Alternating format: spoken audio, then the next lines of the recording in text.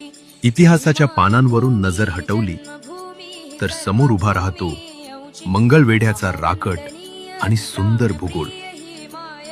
सोलापूर जिल्ह्याच्या या भागात पाऊस जरी लहरी असला तरी इथल्या मातीत एक वेगळीच जादू आहे। तुम्ही जर मंगळवेढ्याच्या शिवारात फेरफटका मारलात तर तुम्हाला दिसेल काळ्या भोर कसदार जमिनीचं लेणं। याला महाराष्ट्राचं ज्वारीचं कोठार का म्हणतात हे इथे आल्यावरच कळतं। इथली प्रसिद्ध मालदांडी ज्वारी म्हणजे जणू शेतात उगवलेली पांढरी शुभ्र मोतीच।